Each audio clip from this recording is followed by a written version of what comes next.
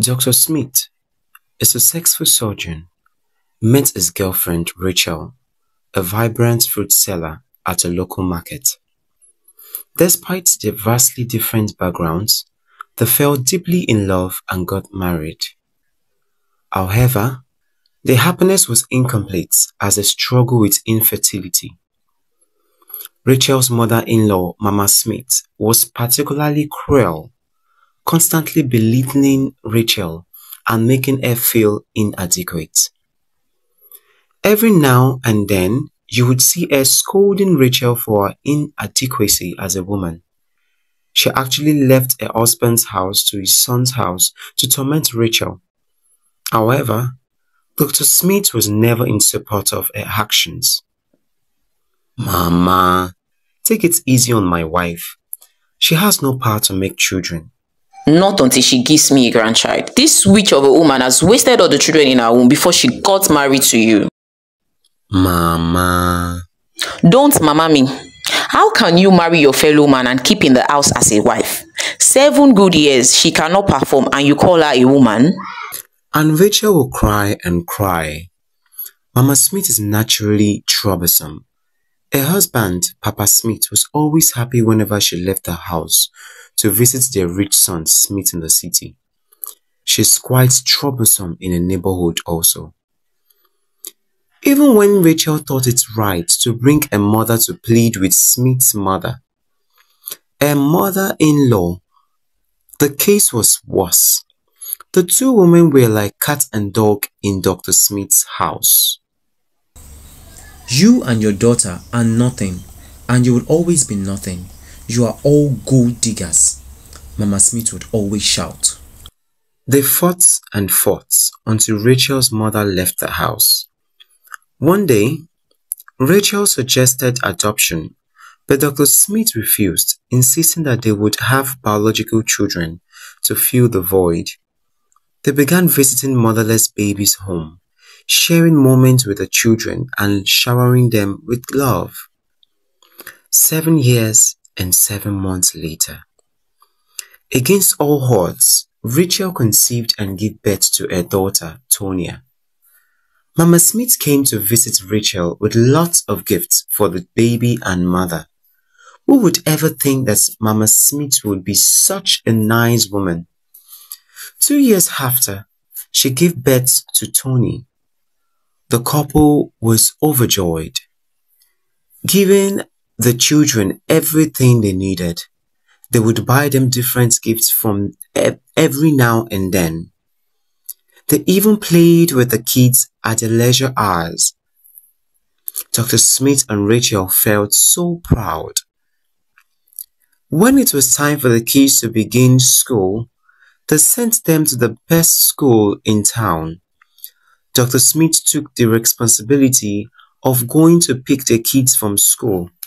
The nanny or other domestic staff were not allowed to do that. Everything went smoothly until one day, Dr. Smith had so many patients to attend to. He called his wife, who was in the market doing a usual fruit business, which she had passion for, even before she married Dr. Smith. Why wasn't she picking her calls? Dr. Smith decided to text her, hoping she would see it as soon as possible. The message read, "My love, work is choking. I have so many patients to attend to. Please, kindly drive to the kids' school and pick them up. I'm sorry for the inconvenience. Please, tell Tony and Tonia that Daddy is sorry. Smiles. Always yours. Bye for now." Hours after dismissal, Dr. Smith was nowhere to be seen. The head teacher, who always waited behind until all the kids' parents came, became so worried. What's happening? Tonia's dad keeps to the time. Is he head up on traffic? She called, but Tonia's dad, Mr. Smith, assured her his wife would do the needful. After 2 hours, all other kids' parents have come and gone. Even Tonya and a little baby brother became so worried, as well as the head teacher. It was exactly 4:30 p.m. No one came for them. The school gatekeeper came to inform the head teacher he has an emergency and was permitted to leave the school premises. The head teacher took the kids to sit in the office. Tonya and Tony, you both should sit here. I need to use the restroom while we wait for your dad. He must be held up in traffic. The kids nodded in acceptance and sat down, looking around like children trapped in a den. Few minutes later, the head teacher came out of the restroom and screamed the kid's name, and there was no response. She checked every corner and didn't see them. She felt Dr. Smith must have come for the kids and was in a hurry to leave as usual. She called to confirm a curiosity, but this time, Dr. Smith did not speak. The head teacher locked up the school and drove off. Unfortunately, the kids heard the sound of the car and thought it was their daddy. What happened? Tony had forgotten his lunchbox in his classroom. His sister took him back to pick up the lunchbox.